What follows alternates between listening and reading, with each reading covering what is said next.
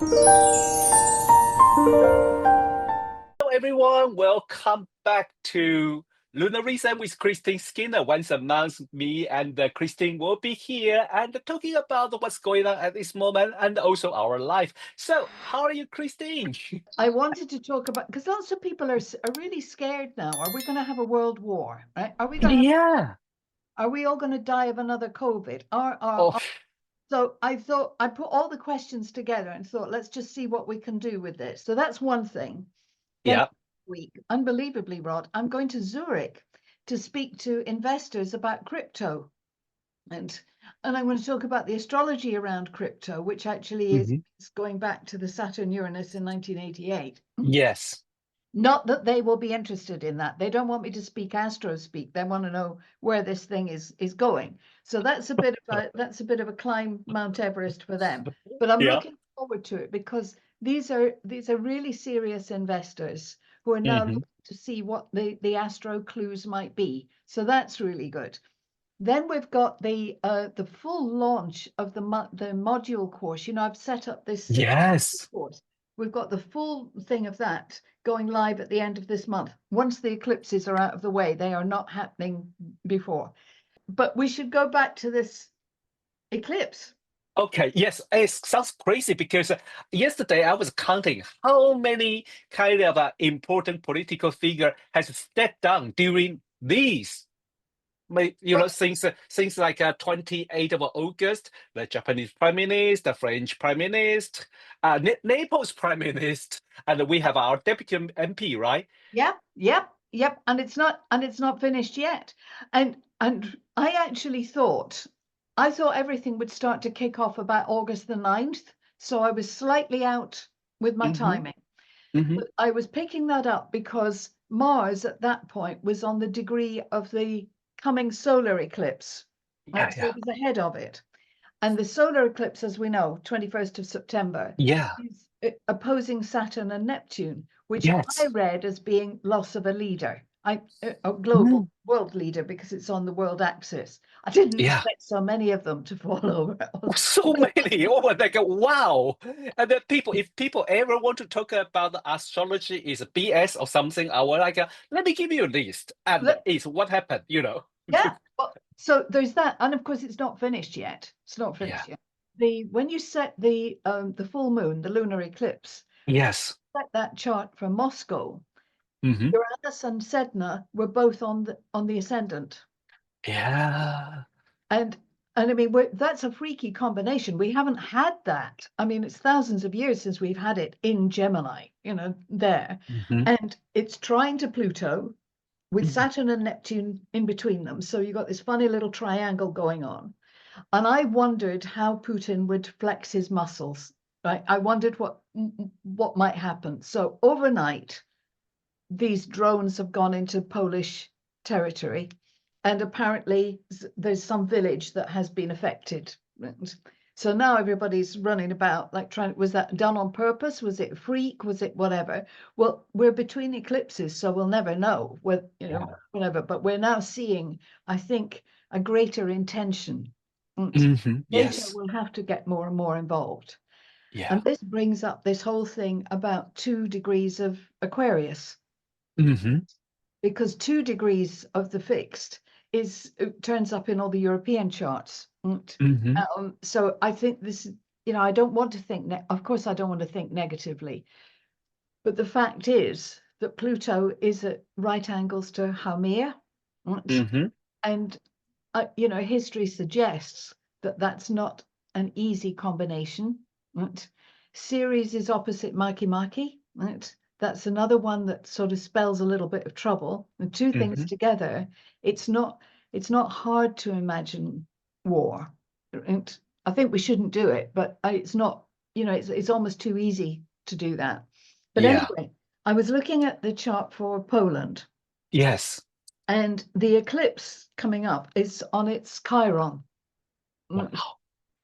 which is a bit of a central hit. Now, it's not, obviously, there's been eclipses on that since then. And Poland's chart goes back just to 1945. But this is the first time that little triangle configuration has been there as well. So it really is in the eye of this storm. I then looked at Donald Tusk's chart, that their prime minister.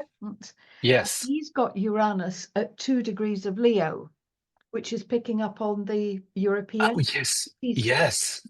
So he's really in the frame for this. But I then went on. You can go into all sorts of things, can't you? But yeah, the solar arc thing for Poland puts Pluto within 2 minutes of arc, 2 minutes of Ceres. Well, wow. I mean, like last night, just 2 minutes of arc, that's amazing. Venus within a degree of Pluto, so it's another factor. And Sedna is conjunct the node. Oh, and then, yes, sorry, and their solar arc Saturn is at 0 degrees of Libra, which is where the eclipse is coming up. So, yeah, what do we read in that? I mean, all we can read from that collective thing is this is very definitely a crisis of this time. Definitely. Will they be able to protect their borders? Well, I'm not sure. I'm really kind of getting into this whole thing of borders and walls and and the link actually with Sedna, which I didn't expect to find that link. I wasn't looking for that. So unfortunately, I think that this story is going to run for at least another 18 months. Yeah. That is so shocking, because when you wake up and see this, because we know that things between Ukraine and Russia is kind of is ongoing, and we are not expecting they're going to end soon. But also we are very careful once they start attacking European country, all European country and the NATO will get involved. Now it's like, are they going to do that or not? I'm honestly, Rod, I'm really struggling with this. Yes. On a spiritual level, I think several things. Number one, I think we create a lot of our reality, and I think we need to be very careful as astrologers. Yes. About I don't think we should ever say there is going to be and make it a definitive, because I think words carry a lot of weight, and you can make it happen. So I think we have to be careful about that. Okay. But I also think we have to give really good warnings about the pressures that are on. And I dealt with a really interesting case yesterday that made me realize, or rather reinforce my thinking, that the planetary combination that's up there now is acting inside you, and it's acting inside me. It's everybody is experiencing, not just on a European or global level. It's actually on a physical level as well. The sun, as we've discussed before, the sun is not behaving normally. Over 200 sunspots again the other day. Yes. So there's all this kind of irrationality going along, as well. And I'm really, unless you have some really profound faith, it's all too easy to think that the world is going to hell in a handcart. But it's something I'm going to show tomorrow, is that Saturn and Neptune are going to meet at wherever it is, 0. Yes. 0. 0, whatever. So I was actually looking back on the Saturn-Neptune cycle, and I went all the way back to the 13th century, and they once met up at 2 degrees of Aquarius, where Pluto is now. Yeah. Don't forget, they're not meeting up on every degree of the zodiac. But that's been highlighted before.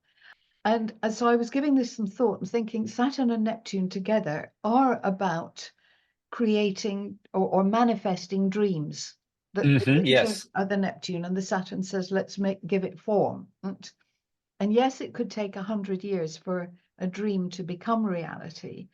But maybe what all of us, sorry, I don't want, God, my Sag moon is running away with me this morning. I didn't mean it. I don't want to pontificate about this. I just want to pose the thought that actually it's incumbent on all of us to have some kind of dreams of legacies, and not put so much mental energy into the fact that the world appears to be going nuts. Well, I'm with you. I understand that. So our mindset can also lead our action, and our wish can manifest in the action. And if everyone started thinking about that, we put more weight on that. Well, potential. you've explained it much better than I have, but I think in this 2-week period, especially now between the two, Yeah. we're seeing things that are normally hidden from us, right? And I'm not Yes. talking about the drone attack. I'm actually talking about generally, right? For each one of us, we're seeing Yeah. and seeing new realities. If you could imagine that you were walking down a street that you've walked down for years and years, right? And you've gone past the same house for years and years, and it's had net curtains, right? And you've had some idea of who might live behind them, and you had some fantasy of what their home must look like. But then you go down one day and the net curtains aren't there, they're being washed, right? And when you look in, you see the furniture is all completely different to what you'd imagine. And I think that's what happens for me, that's what happens in an eclipse window. You see something, you've had a fantasy, you see something that's different. You have to alter your worldview, which makes it an easier time to break habits. You want to give up smoking or whatever, you do it now, right? And because you can't, the geomagnetic field is altered, so you can't break the rhythm. It's quite an exciting time, and I think this particular one is really interesting. Can you remember what you were doing in 2006?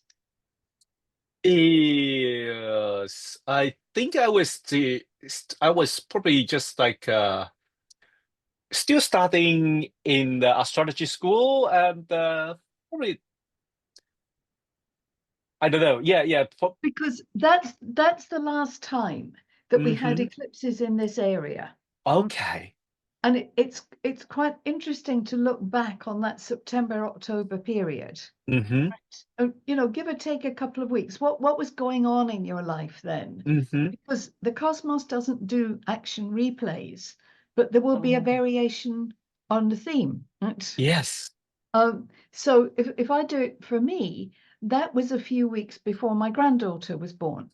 Okay. And over that time, that little family moved house. So we had, so the family dynamic was changing. There was also property stuff. Now this time we got exactly the same thing again. She's going off to university, right? And once again, we're thinking of, the property matters have come to it, and the family dynamic is altered. Now that's our story. Other people will have different things. Yeah. But, it is interesting, this. The client I spoke to yesterday, who's a trader, I asked him about what was going on in 2006. He said, funny Yeah. you mention that. He said, I was trading oil then, and I've got really back into it just now. And it's so, he'd left it behind. It's just so interesting how the theme comes back. Yes. Yeah. Now I remember that moment I was really focused on writing a astrology book in Chinese Mandarin. And that was like a kind of an important debut book for me in Chinese Mandarin. Wow. So what are you writing now? Well, we've got the comet book. We got a comment, yes. Oh my God. Oh my God. I have to tell you, I've sent it as a gift to people in Florida. I've sent it as it's gone off. Thank you. Honestly, it's terrific. Oh, I'm glad you like it. Yes. Also, I have a good news. There's another astrological website called AstroSeek. Yes, SEEK. They put comment function on it. Yeah. Recently. This is really weird. Actually, just on the dark side for a minute. Okay. Just sticking with it for a minute. This Pluto and Aquarius business, right? And Yes. pollution in the air. Did I have this conversation with you about the satellites? The 500. Oh, yes. We talked about last time. Yeah, I mean, this is madness. This is an experiment that's just totally crazy, because if all of that aluminium oxide, I can't believe that not some of it isn't going to filter down to us. And it totally fits in with this Pluto in Aquarius, doesn't it? Toxic. Yes. And so now I'm really thinking about which companies are going to clean our air. That could be a business, right? Well, I'm sure that I'm sure there's carbon capture and all sorts of things. But yeah, I think we have to, as astrologers, we have to, whilst being aware of the negative side, we can also see what is positive and what we could do to counterbalance. I agree. Yeah, I agree. And you're usually quite good at it. I still remember you mentioned about this when we have several years ago when we have our Pluto in Aquarius. You did mention about the things in the sky that we have to think now. All those satellites going up, and the plan Mm. is for there to be about 40,000 extra, but by 20. Yeah. They're like cars. They need to be Mhm. serviced, and they become decommissioned. And how do you Yeah. get rid of that space debris?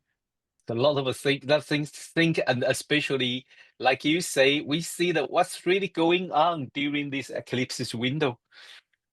Yeah, I mean, Yeah. I think this is a great time for astrologers. I think this is Mhm. a terrific time because Yeah. more than the average person, we're aware that this is a time when you can see behind the net curtain. You can see things Definitely. that weren't there before. So that should trip your imagination. And with that little triangle that's going on between those big planets, Yeah. we could start envisioning something. Maybe we're not going to build a cathedral, but we could we could plant an idea, and we Yes. could develop the idea. A bit like when we were talking about the kite formation in August. Yes. Yes. We've been flying little kites. Yes.